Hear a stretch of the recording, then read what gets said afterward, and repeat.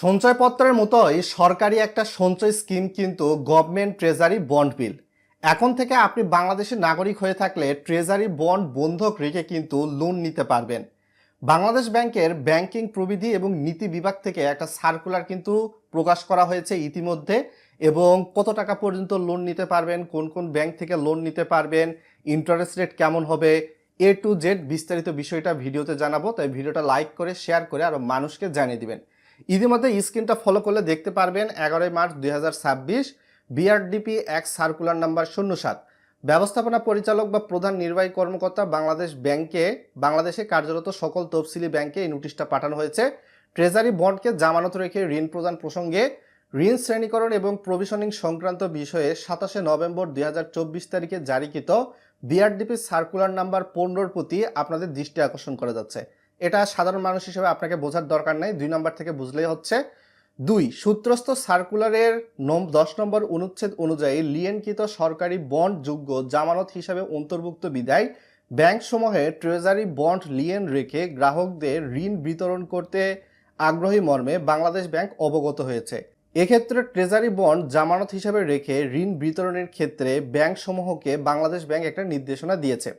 যেমনটা বর্তমান সময়ে ব্যাংকে আপনার এফডি আর ডিপিএস থাকলে এটা বন্ধক বা এর বিপরীতে লোন নিতে পারেন, তেমনই কিন্তু ট্রেজারি বন্ডের বিপরীতে লোন নেওয়া পসিবল নতুন সার্কুলার বিবেচনায়। ট্রেজারি বন্ডের বিপরীতে গ্রাহকদের ওভারড্রাফট মেয়াদি সুবিধা প্রদান করার পূর্বে ব্যাংক কর্তৃক ফাইন্যান্সিয়াল মার্কেট ইনফ্রাস্ট্রাকচার বা এফএমআই সিস্টেমে গ্রাহকদের ট্রেজারি বন্ডকে লিয়েন মার্ক করতে হবে। এটা ব্যাংকের একটা নির্দেশনা বাংলাদেশ ব্যাংক থেকে দেশের সকল ব্যাংকে দেওয়া হয়েছে। তো এই যে এমএফআই বা এফএমআই, এটা হচ্ছে সাধারণত বাংলাদেশ ব্যাংকের একটা অনলাইন সফটওয়্যার। এখানে সাধারণত দেখা যায় যে আসলে কে কত টাকা সঞ্চয়পত্র ক্রয় করেছে। এফএমআই হচ্ছে বাংলাদেশ ব্যাংকের একটা অনলাইন সফটওয়্যার। এখানে সাধারণত দেখা যায় কে কত টাকার ট্রেজারি বন্ড এবং বিলে বিনিয়োগ করেছে। তো এই যে আপনি যখন ব্যাংকের ট্রেজারি বন্ড বা বিল, সেটা বাংলাদেশের 61টা ব্যাংক রয়েছে, সরকারি বেসরকারি, সেটা সোনালী ব্যাংক, অগ্রণী ব্যাংক, জনতা ব্যাংক, ডাচ বাংলা ব্যাংক, ইসলামী ব্যাংক, আইএফআইসি ব্যাংক, আপনি যে কোনো ব্যাংকেই কিন্তু এই বন্ডটা বন্ধক বা লিয়েন রাখতে পারবেন, এবং সেটা যেই ব্যাংকে বন্ধক রাখবেন সেই ব্যাংকে কিন্তু এই এফএমআই সফটওয়্যারে মার্ক করে দিবে ব্যাংক কর্মকর্তা, এটা লিয়েন হিসাবে আপনি বন্ধ রাখছেন। এ প্রসঙ্গে খতে বলা হয়েছে অভিহিত মূল্যের ফেস ভ্যালুর সর্বোচ্চ 75% পর্যন্ত ঋণ সুবিধা প্রদান করা যাবে। তবে সুদারোপের কারণে ঋণের স্থিতি বন্ডের অভিহিত মূল্যকে কোনো ক্রমেই অতিক্রম করা যাবে না। অর্থাৎ আপনারা হয়তোবা ট্রেজারি বন্ড 1 লাখ, 2 লাখ, 5 লাখ, 10 লাখ, 20 লাখ, 50 লাখ এইরকম ক্রয় করতে পারেন। আপনার ট্রেজারি বন্ড যখন ক্রয় করেছেন তখন হয়তো বা 11% বা 10.50%, 9.80% এইরকম ইন্টারেস্ট রেট রয়েছে। তো আপনার যে ট্রেজারি বন্ড ক্রয় করা রয়েছে আপনার কাছে, এটার ফেস ভ্যালু হয়তো বা দেখা গেল 1 লক্ষ টাকা সমমূল্য। তো আপনি যখন এই 1 লক্ষ টাকাকে বন্ডার মেয়াদ পূর্তির আগে না ভাঙিয়ে দেশের 100টা ব্যাংকের মধ্যে কোনো ব্যাংকে বন্ধক রাখতে যাবেন, সেক্ষেত্রে 1 লক্ষ টাকার বন্ডের সর্বোচ্চ 75% অর্থাৎ 75,000 টাকা পর্যন্ত ব্যাংক লোন দিতে পারবে, এই কথাটি বলা হয়েছে। অর্থাৎ 10 লাখে আপনি বলতে পারেন যে অলমোস্ট 7.5 লক্ষ টাকা পর্যন্ত লোন নিতে পারবেন। এইভাবে 75% কার্যক্রম কিন্তু চলমান থাকবে। তো এখানে গতে বলা হয়েছে ঋণের মেয়াদ কোনোভাবেই বন্ডের মেয়াদের বেশি হবে না। বন্ড ক্রয়ের উদ্দেশ্যে ব্যাংক কর্তৃক কোনো ঋণ প্রদান করা যাবে না। তো এই যে বন্ডটা ক্রয় এবং বন্ডের বিপরীতে ঋণ, এটা সরাসরি কিন্তু বাংলাদেশ ব্যাংক দিচ্ছে। বুঝতে পেরেছেন? সাপোজ ধরে নিলাম কোনো ব্যাংকের মাধ্যমে বন্ড ক্রয় করেছেন, ব্যাংক মানে হচ্ছে হয়তো বা সরকারি সোনালী ব্যাংকের মাধ্যমে বন্ড ক্রয় করেছেন। তো সোনালী ব্যাংকে গিয়ে আপনাকে বলতে হবে যে আমি বন্ডটা জামানত হিসেবে বন্ধক রাখতে চাই, এর বিপরীতে লোন নিতে চাই। আপনি হয়তো বা কোনো ব্যাংকে হয়তো বা থেকে বন্ডটা ক্রয় করেছেন।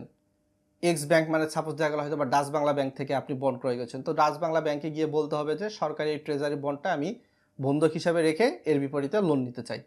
ব্যাংক কোম্পানি আইন 1991-এর 2023 পর্যন্ত সংশোধিত 45 ধারার ক্ষমতা বলে নির্দেশনা প্রদান করা হলো, এবং এ নির্দেশনা অতি বিলম্বে কার্যকর হবে।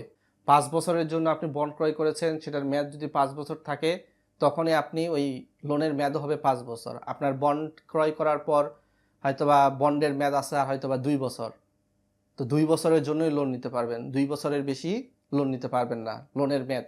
আর এটার ইন্টারেস্ট রেট অবশ্যই বাংলাদেশ ব্যাংক থেকে ফিক্স করে দেওয়া হবে। তো এটাই ছিল moral of the story, Bangladesh ব্যাংকের সম্পূর্ণ নির্দেশনা। তবে সঞ্চয়পত্র এখন পর্যন্ত বন্ধক রেখে লোন নেওয়ার প্রক্রিয়া কিন্তু চালু হয়নি। যদিও হয়তোবা আমরা অন্তর্বর্তীকালীন সরকারের সময় জানতে পারছিলাম যে এই সঞ্চয়পত্র বন্ধক রেখে লোন নেওয়ার সুবিধা চালু হতে পারে। তবে সামনের দিকে গিয়ে নতুন সিদ্ধান্ত কি আসে, নতুন সরকার যেহেতু এসেছে, সেটা ভবিষ্যতে বলে দিবে বা সময়ের জন্য অপেক্ষা করতে হবে আমাদের। তো এই ট্রেজারি বন্ডে কিন্তু আপনার ইন্টারেস্টটা দেওয়া হয় যখন আপনি ক্রয় করেন 6 মাস পর পর আপনার ব্যাংক অ্যাকাউন্টে কিন্তু এটা লাভটা ঢুকে যায়। তো যখন আপনি লোন নেবেন, লোন নেওয়ার বিপরীতে অবশ্যই মাসিক ভিত্তিতে কিন্তু ইনস্টলমেন্টটা পরিশোধ করতে হবে লোনের।